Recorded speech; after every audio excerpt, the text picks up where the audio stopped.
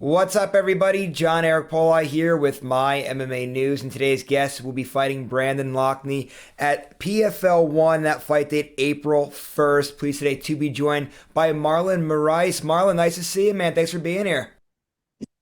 Pleasure, man, be here with you and speaking on behalf of the PFL, and I'm very happy with everything, with the opportunity I'm having on April 1st, and let's go. All right, man. So let's dive right into everything here. Just how excited are you for this upcoming season with the PFL? I know last year kind of just got your feet wet with the promotion. You had the one fight, but just how much are you looking forward to getting a full season in with the promotion? Man, it's amazing, I'm moving forward, I don't want to think about the past. I want to think about the future, and about the future I'm building with the PFL and the fight I have in upcoming on April 1st. I moved to 145 and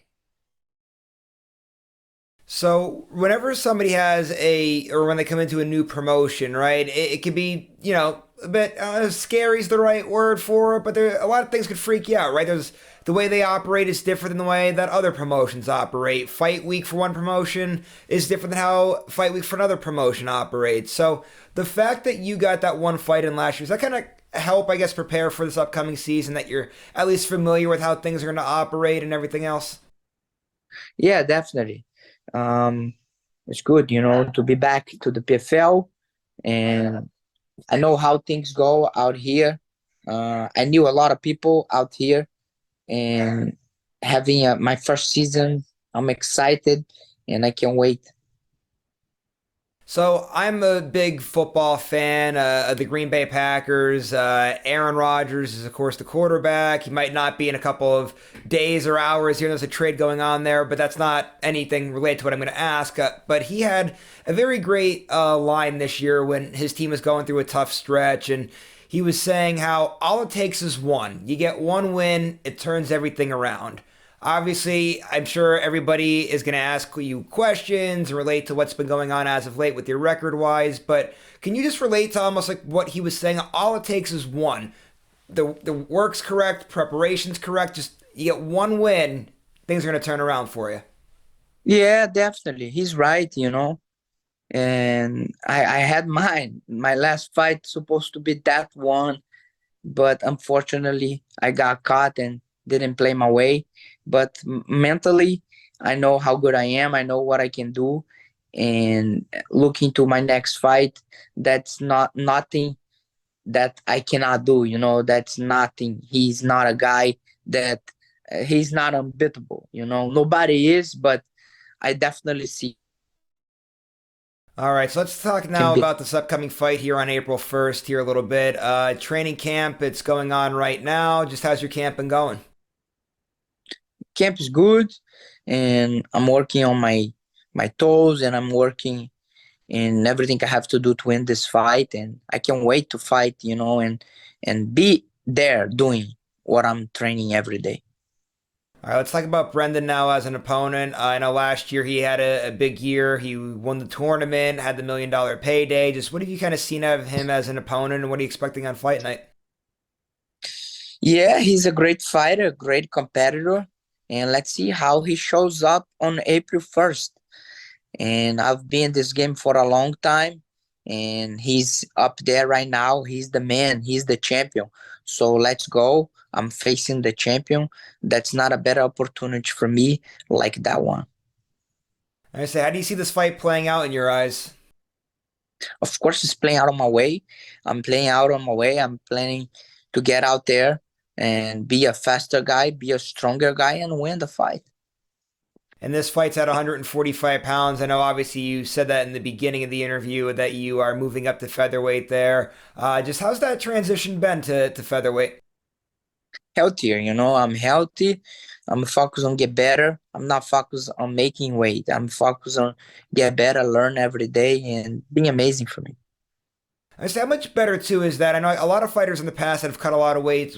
They would say like when it came to fight night, like, man, I can't feel my legs. I'm exhausted. I'm tired. Do you feel something at least in that regard too? Like, is the energy a lot higher now and everything along those lines?